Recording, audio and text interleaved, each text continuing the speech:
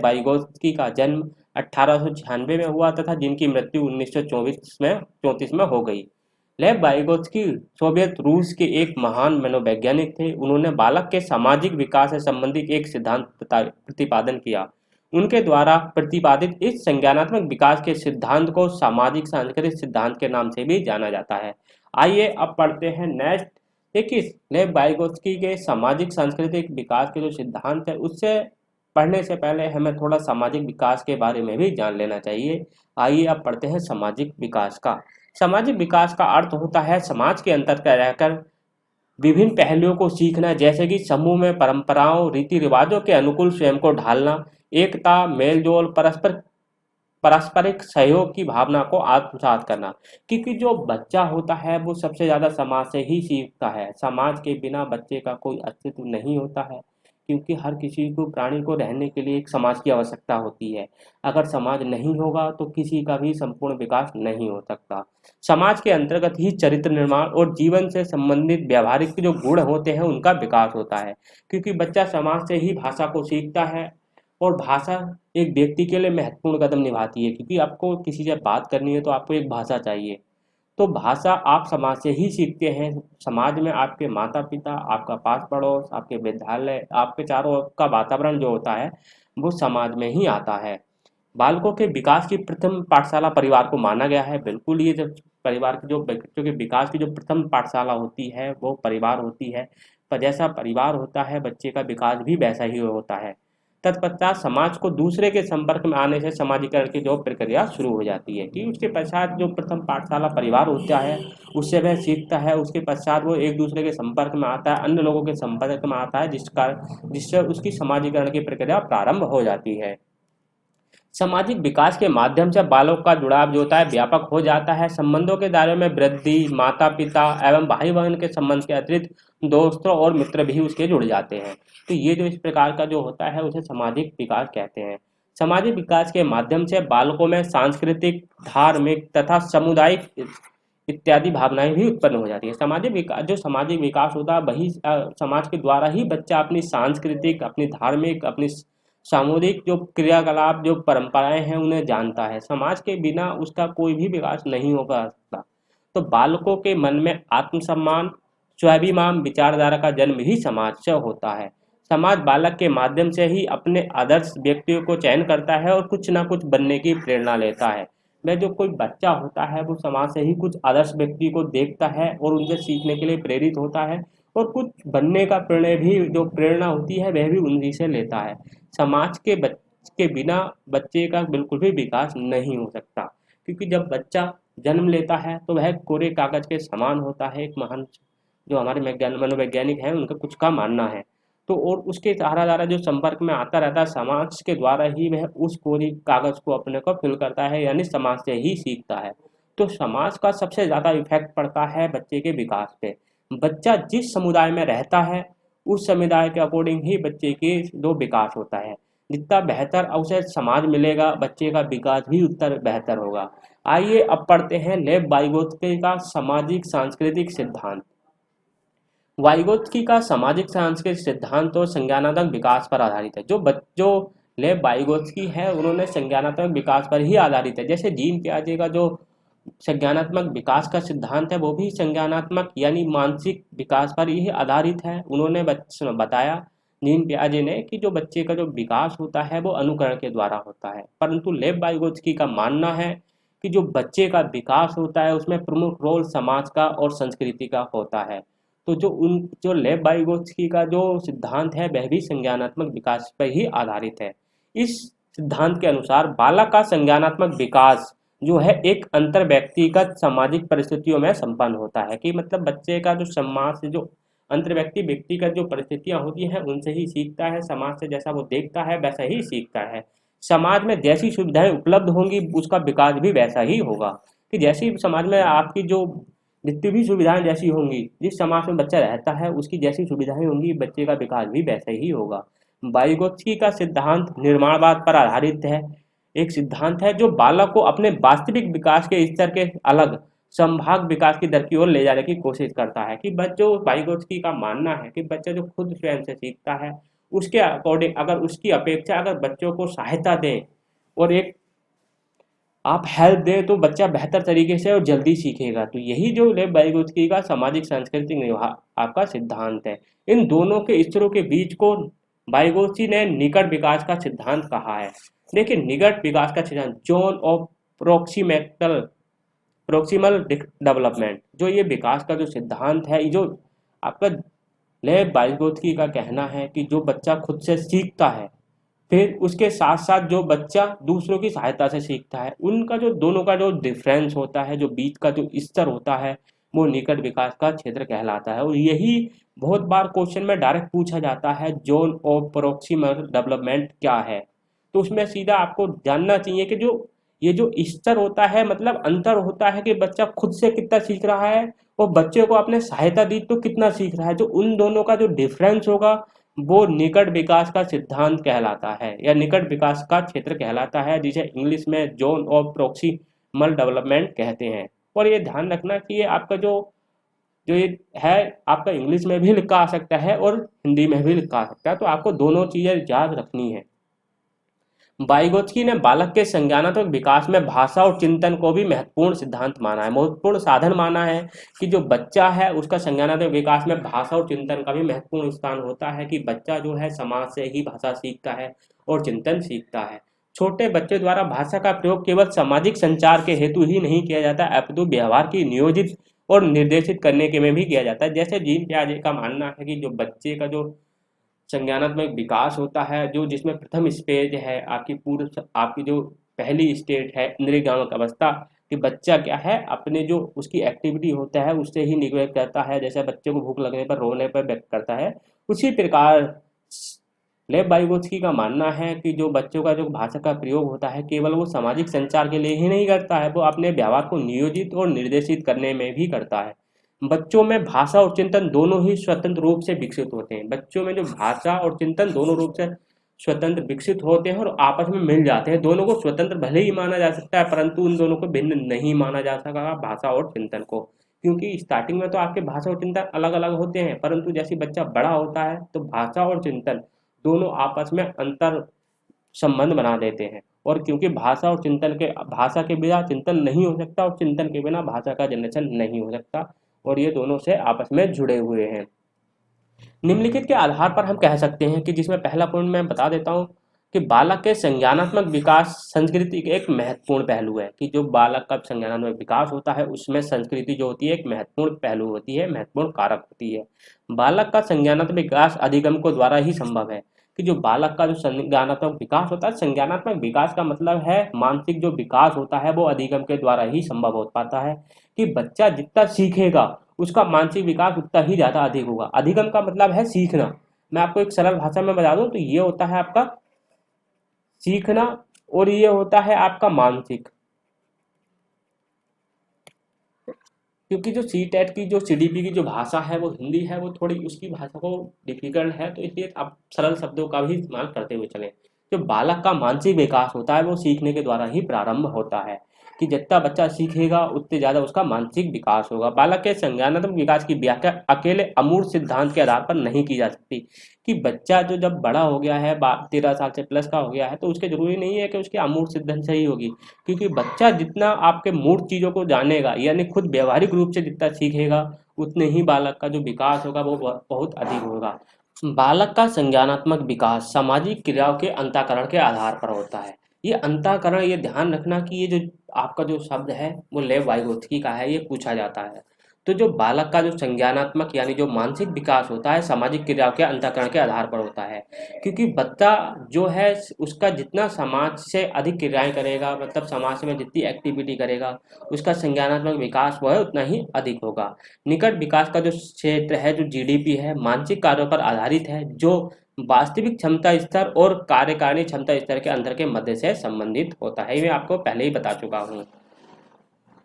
अब बता वाइगोत्स्की ने जो माना है कि समाज के जो सिद्धांत की जो समाज में जो खेल की जो भूमिका होती है वो महत्वपूर्ण होती है, क्योंकि बच्चा जब खेल खेलता है तो उसका जो अधिक से अधिक समाजीकरण होता है। वाइगोत्स्की का विश्वास है कि खेल संज्ञानात्मक भावात्मक सामाजिक विकास को अधिक बढ़ावा देता है। विकास के खेल के महत्व के बारे में वाइगोत्स्की का दृष्टिकोण समन्वयकारी था कि जो लेव वाइगोत्स्की ने माना कि जो बच्चा खेल खेलता है उसमें उसका समाजीकरण सबसे अधिक होता है, क्योंकि बच्चा जब खेल खेलता है तो उसमें उसका संज्ञानात्मक, भावात्मक और सामाजिक विकास बहुत अधिक होता है। वाइगोत्स्की का मानना है कि बच्चे जो है खेल बच्चों को अपने व्यवहार पर निरंतर करने की क्षमता देने वाला मानसिक उपकरण होता है, क्योंकि बच्चा खेल के द्वारा सीखता है कि जो अपनी क्षमताओं पर कैसे अपना नियंत्रण करना है। खेल में जो कल्पित स्थित कड़ियाँ खड़ी की जाती हैं वे बच्चों के व्यवहार को एक खास तरह से नियंत्रित करने वाली दिशा और वाली प्रथम बाधाएं हैं। खेल व्यवहार को संगठित करता है कि जो खेल है वो व्यवहार को संगठित करता है और नियंत्रणकाली जितनी बाधाएं होती हैं बच्चों को अपने आप को नियंत्रण करने में जितनी बाधाएं आती हैं वो सब खेल के द्वारा बच्चा बहुत अधिक तरीके से अच्छे तरीके से सीख सकता है। खेल के संज्ञानात्मक और सामाजिक विकास के अलावा स्कूल संबंधी कौशलों को भी लाभ पहुंचाते हैं, क्योंकि जो खेल है लेव वाइगोत्स्की ने माना कि जो बच्चे का जो सामाजिक विकास होता है उसमें खेल महत्वपूर्ण रोल अदा करते हैं। उन्होंने माना कि जो खेल होता है वो संज्ञानात्मक सामाजिक विकास के साथ साथ जो संबंधित कौशल होते हैं स्कूल में जो कौशल होते हैं उसमें भी बहुत अधिक लाभ पहुंचा जाते हैं। उदाहरण के लिए शाब्दिक अभिव्यक्ति, जितना बच्चा खेलेगा एक्टिव पार्टिसिपेट करेगा तो उसकी जो शाब्दिक अभिव्यक्ति होगी वो उतनी अधिक होगी, वो बच्चा खुद से बोलेगा, दूसरों को सुनेगा, तो जो जो आपका भाषा कौशल है वो चारों के चारों विकसित होंगे। जो पहला और दूसरा भाषा कौशल होते हैं आपका, पहला सुनना, दूसरा बोलना, तो वो बहुत अच्छी तरह से उसके विकसित हो सकते हैं। उसके साथ साथ शब्द भंडारण, समझ, अवधान की अवधि, कल्पनाशील, एकाग्रता, आवेश पर नियंत्रण, जिज्ञासा, समस्या समाधान की ओर अधिक युक्तियाँ, सहयोग, सहानुभूति और सामूहिक भागीदारी भी इसमें शामिल होती हैं। ये सारे महत्वपूर्ण रोल हैं खेल के, जो बच्चे के सामाजिक विकास में महत्वपूर्ण रोल निभाते हैं। तो आप देख सकते हैं कितना इम्पोर्टेंट रोल अदा करते हैं खेल बच्चों के सामाजिक विकास में। अधिगम की अन्य गतिविधियों की अपेक्षा खेल के मैदान के दौरान बच्चों के मानसिक जो कौशल होते हैं उच्चतर स्तर के हो जाते हैं, उच्चतर स्तर के होते हैं कि जो बच्चा जो खेल की गतिविधियों में शामिल होगा जो उसके जो मानसिक कौशल होंगे वो बहुत सही हो जाएंगे। बाइगोत्स के अनुसार जो खेल होते हैं विकास को 3 तरीके से प्रभावित करता है। उन्होंने प्रमुख 3 तरीके बताए, जिसमें पहला है कि खेल बच्चों के निकट विकास क्षेत्र का निर्माण करते हैं। हाँ बिल्कुल, क्योंकि जो बच्चा जब खेलेगा जब वो तो क्या होगा उसके साथ के बच्चे भी उसका सहयोग देंगे तो बच्चा बहुत अधिक सीखेगा। तो निकट विकास का क्षेत्र का भी निर्माण करते हैं, सबसे पहला बाइगोत्स का प्रमुख रूल है और वो उसका निर्माण भी करते हैं। दूसरा, खेल कार्य और वस्तुओं को विचार से अलग करने का काम करता है कि जो खेल होते हैं कार्य क्या होता है, कार्य और वस्तुओं को विचार से अलग करने का काम करता है कि जो कार्य होते हैं और वस्तुओं के जो विचार हैं वो कैसे कैसे अलग कर सकते हैं। तीसरा ऑप्शन है खेल आत्मनियंत्रण के विकास में सहायक होते हैं कि खेल के द्वारा ही आप बच्चा आत्मनियंत्रण भी बहुत अच्छी तरीके से सीखता है, क्योंकि कभी कभी आपने देखा होगा जो रूल होते हैं उन पर कभी अगर दूसरा अगर कोई ऑब्जेक्शन करता है तो उसमें आत्मनियंत्रण जो नियंत्रण होता आपका जो आत्मनियंत्रण होता है वो महत्वपूर्ण रोल होता है। तो उसमें बच्चा क्या है आत्मनियंत्रण करना बहुत अधिक सहायक होता है जो खेल होते हैं बच्चे के। आइए एक बार और पढ़ लेते हैं वाइगोत्स्की का समितिबद्ध विकास का क्षेत्र को विस्तार से उसके बारे में और अधिक तरीके से कि किस प्रकार है। यह वाइगोत्स्की के सामाजिक सांस्कृतिक सिद्धांत का एक प्रमुख भाग है। इसके अंतर्गत वाइगोत्स्की ने एक संप्रदाय दिया जिसका नाम था स्कैप फोल्डिंग या सहारा देना। इसे आप पाड़ या ढांचा भी बोलते हैं। जो आपका जो सी टेट में आपका जो क्वेश्चन आता है वो साफ लिखा होता है पाड़ या ढांचा, तो इसके साथ साथ ये आपको सारे याद रखने हैं। स्केप फोल्डिंग, सहारा देना, पाड़ और ढांचा ये सब एक ही चीज के नाम है। स्केप फोल्डिंग का अर्थ होता है जब बच्चा किसी समस्या के समाधान के लिए किसी वयस्क या साथी के मार्गदर्शन के भी उपस्थिति में कार्य करता है, तो यह प्रक्रिया स्केप फोल्डिंग कहलाती है, यानी सहारा देना कराती है, जिसे पाड़ भी बोलते हैं और ढांचा भी बोलते हैं।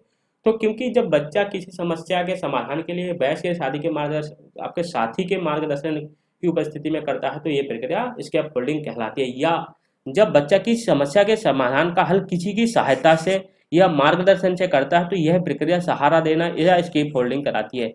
जैसे कि मैं आपका केवल आप सी टेट की तैयारी कर रहे हैं, मैं आपका टीचर हूँ, केवल मैं आपको हेल्प प्रोवाइड करा रहा हूँ, तो मैं केवल सहायता दे रहा हूँ, केवल मैं मार्गदर्शन आपका कर रहा हूँ। तो ये जो प्रक्रिया हम दोनों के बीच में चल रही है, मैं आपको पढ़ा रहा हूँ और आप पढ़ रहे हैं, तो ये जो प्रक्रिया है ये आपको सहारा दे रहा हूँ मैं आपको सी टेट को क्लियर करने में, सी टेट को पास करने में। तो ये जो मैं सहारा दे रहा हूँ ये आपको जो मार्गदर्शन कर रहा हूँ, यही प्रक्रिया जो है सहारा देना, स्कैप होल्डिंग, पाड़ या ढांचा कहलाती है। तो इस बात का ध्यान रखना। और अब ये समीपन विकास का क्षेत्र का जो क्या हो गया कि आप एक तो खुद अपने सीटेट से नंबर लाएं, तो आपके जितने नंबर आ गए मान लीजिए, उसके बाद आप मेरे द्वारा पढ़ाए गए, आप मैं जो पढ़ा रहा हूँ आप उसे पढ़ के और आप अच्छे नंबर ला रहे हैं। तो ये जो प्रक्रिया है, यही जो इसका जो डिफरेंस होगा वो समीपस्थ विकास का क्षेत्र कहलाएगा, यानी जेडपीडी कहलाएगा। जो जेडपीडी होगा यही होगा निकट समीपस्थ विकास का क्षेत्र। मान लीजिए आप खुद तैयारी कर रहे हैं अपनी तरह से, आपने बिल्कुल मेहनत की और अच्छी तरह से तैयारी करी, आपके मान लीजिए 90 नंबर आ गए, और आपने मेरे जो मैं पढ़ा रहा हूँ आपने उसका बिल्कुल तैयारी की अच्छे से और हमारे चैनल से जुड़े और आपने बहुत अच्छे से मेहनत की और आपके मान लीजिए 100, मान लीजिए मिनिमम 110 नंबर आ गए। तो जो ये 30 नंबर का आपका जो डिफरेंस, ये जो आपका 20 नंबर का डिफरेंस होगा, ये आपका जेडपीडी कहलाएगा, यानी समीपस्थ विकास का क्षेत्र कहलाएगा। इस 20 नंबर की हमने आपको सहायता की। तो ये जो है ये समीपस्थ विकास का क्षेत्र है, इसे ही स्कैप होल्डिंग बोलेंगे। स्कैप होल्डिंग सहारा देना होता है, और जेट और जो 20 नंबर का जो ये डिफरेंस हुआ इसे समीपस्थ विकास का क्षेत्र कहेंगे। तो दोनों में आपको कंफ्यूज नहीं होना है कि स्कैप होल्डिंग क्या है। स्कैप होल्डिंग केवल सहारा देना है। सहारा देने के बाद आपने जितने अंक प्राप्त किए और आपने एक्चुअल में जितने खुद की हेल्प आपने अपनी पढ़ाई से आपने अंक प्राप्त किए, उनका जो डिफरेंस होगा वो आपका समीपस्थ विकास का क्षेत्र होगा, और स्कैप होल्डिंग केवल सहारा देना होता है। आइए अब करते हैं इससे रिलेटेड मोस्ट इंपॉर्टेंट क्वेश्चन जो प्रीवियस ईयर के पेपर में पूछे गए हैं, और जो बहुत इंपॉर्टेंट हैं और बार बार यही रिपीट होते हैं, और आप क्वेश्चनों को देखेंगे तभी आपको पता चलेगा कि कितनी बार रिपीट हुए हैं। जो आपका ये जो पहला क्वेश्चन है, ये आपका दिसंबर 2019 के पेपर फर्स्ट में आया था। बच्चों को संकेत देना और आवश्यकता पड़ने पर सहयोग प्रदान करना निम्नलिखित में से किसका उदाहरण है। पहला है पार ढांचा, प्रबलन, अनुबंधन या मॉडलिंग। मैं आपको बता ही चुका हूँ, आवश्यकता पड़ने पर सहयोग जो प्रदान करने की जो प्रक्रिया होती है वो पाड़ या ढांचा कहलाती है। तो पहला ऑप्शन बिल्कुल सही है। नेक्स्ट क्वेश्चन, ये जो आपका क्वेश्चन है ये आपका दिसंबर 2019 के पेपर 2 में आया था। वाइगोत्स्की के अनुसार जब एक वयस्क बच्चे के निष्पादन के वर्तमान स्तर को सहयोग द्वारा विस्तृत करता है तो इसे क्या कहते हैं। सहयोग द्वारा आपको सिंपल सा पता ही है, इसका पहला ऑप्शन है आपका अंतर व्यक्तिनिष्ठता, दूसरा खोजपूर्ण अधिगम, तीसरा समीपस्थ विकास का क्षेत्र, और चौथा है पाड़ या ढांचा। आपका ये वाला और ये वाला तो होगा नहीं। अब क्या है देखो, तीसरा ऑप्शन है समीपस्थ विकास का क्षेत्र और चौथा है पाड़ या ढांचा। ये दोनों बिल्कुल आपको ले वाइगोत्स्की के ही हैं, आपको पता है, मगर मैंने दोनों में डिफरेंस भी बताया है, समीपस्थ विकास का क्षेत्र क्या है और पाड़ या ढांचा क्या है। सहयोग द्वारा आपका जो सहयोग देना वो आपका पाड़ या ढांचा कहलाता है। तो तीसरा ऑप्शन बिल्कुल सही है। चौथा नहीं, क्यों नहीं होगा, क्योंकि अगर अंतर की बात करता कि बच्चा स्वयं से करता है और सहयोग के द्वारा करने का जो इस अंतर होता है उसे क्या कहते हैं, तब आपका समीपस्थ विकास का क्षेत्र होता, परंतु ये वर्तमान स्तर को सहयोग द्वारा विस्तृत करता है तो इसे क्या कहेंगे, पाड़ या ढांचा कहेंगे। तो चौथा ऑप्शन बिल्कुल सही है। नेक्स्ट क्वेश्चन, ये आपका जो क्वेश्चन है जुलाई 2019 के पेपर फर्स्ट में आया था। ले वाइगोत्स्की के अनुसार अधिगम जो है एक सामाजिक गतिविधि है, एक व्यक्तिगत गतिविधि है, एक निष्क्रिय गतिविधि है, एक अनुबंधित गतिविधि है। लेब वाइगोत्स्की में आपको मैंने बता ही दिया है कि लेब वाइगोत्स्की का मानना है कि जो बच्चे का विकास होता है वो सामाजिक गतिविधि के अंतर्गत होता है। तो पहला ऑप्शन बिल्कुल सही है। नेक्स्ट क्वेश्चन पर करते हैं। ये आपका जो क्वेश्चन है जुलाई 2019 के पेपर 2 में आया था। ले वाइगोत्स्की के अनुसार आधारभूत मानसिक क्षमताओं को मुख्य रूप से किसके द्वारा उच्चतर उच्चतर संज्ञानात्मक विकास प्रक्रियाओं में बदला जाता है। जिसका पहला ऑप्शन है दंड एवं पुरस्कार, दूसरा सामाजिक परस्पर क्रिया, तीसरा उद्दीपन अनुमय क्रिया, और चौथा अनुकूलन एवं संगठन। जहां भी लेब वाइगोत्स्की का नाम आएगा मैं आपको बता ही चुका हूँ सामाजिक परस्पर क्रिया के अंतर्गत होता है। तो दूसरा ऑप्शन बिल्कुल सही है। नेक्स्ट क्वेश्चन, निकटवर्ती विकास का क्षेत्र संबंधित है। जो आपका जो पेपर है पेपर फर्स्ट में दिसंबर 2018 में आया था, यानी एक क्वेश्चन आपका हर पेपर में आ रहा है, हर बार आ रहा है। तो आप चाहे पहले पेपर फर्स्ट की तैयारी कर रहे हैं, आप चाहे आप फर्स्ट की कर रहे हैं या आप सेकेंड पेपर की कर रहे हैं, तो आपको मैं पहले ही बता चुका हूँ जो सीटेट का जो एग्जाम है वो एक पैटर्न बेस होता है। अगर आप सीटेट की तैयारी कर रहे हैं तो आप मैंने जो दीन प्याजे की पहली वीडियो प्रोवाइड कराई है, आपको 3 नंबर मिलेंगे, सेकंड में आपको 2 क्वेश्चन मिलेंगे। लॉरेंस कोन्सबर्ग के आपका एक क्वेश्चन दोनों से मिलेगा आपका, और लेव वाइगोत्स्की का आपका दोनों से एक मिलेगा। तो अगर आप पेपर फर्स्ट की तैयारी कर रहे हैं तो मैंने 2-3 वीडियो प्रोवाइड कराई हैं, आपके 5 नंबर पक्के हो जाते हैं। और अगर आप पेपर सेकंड की तैयारी कर रहे हैं तो आपके 4 नंबर पक्के हो जाते हैं। तो जो तीनों वीडियो मैंने आपको प्रोवाइड कराई है, जीन पियाजे, लॉरेंस कोरबर्ग और लेव वाइगोत्स्की, बहुत मोस्ट इंपोर्टेंट वीडियो हैं। अगर आपने वो दोनों नहीं देखी है तो देख लीजिए। तो निकटवर्ती विकास का क्षेत्र संबंधित संदर्भित करता है उस विकासात्मक चरण को जब बच्चा सीखने की पूरी जिम्मेदारी लेता है। दूसरा, एक संदर्भ को जिसमें बच्चे सहयोग के सही स्तर के साथ कोई कार्य लगभग स्वयं कर सकते हैं। तीसरा है उस सीखने के बिंदुओं को जब सहयोग आपस में लिया जा सकता है। यह चौथा ऑप्शन है उस चरण को जब अधिकतम विकास संभव होता है। तो जो दूसरा ऑप्शन है आपका, एक संदर्भ को जिसमें बच्चे स्वयं या सही स्तर के साथ कोई कार्य लगभग स्वयं कर सकते हैं, तो ये बिल्कुल आपका सेकंड ऑप्शन बिल्कुल सही है। मैं इसका आपको विस्तार में बता ही चुका हूँ। Thanks for watching. अगर आपको वीडियो अच्छी लगी हो तो लाइक करें, अपने दोस्तों के साथ शेयर करें, और आप हमारे चैनल पर नए हैं तो आप हमारे चैनल ज्ञान मंत्र को सब्सक्राइब करें। इस लेक्चर की पीडीएफ आपको हमारे टेलीग्राम ग्रुप पर मिल जाएगी। अगर आपने हमारा टेलीग्राम ग्रुप ज्वाइन नहीं किया है तो आप हमारा टेलीग्राम ग्रुप भी ज्वाइन कर लीजिए। वहाँ पर आपको पीडीएफ और डेली की जो क्वेश्चन सीरीज है वो डेली की प्रोवाइड कराई जाती है। धन्यवाद।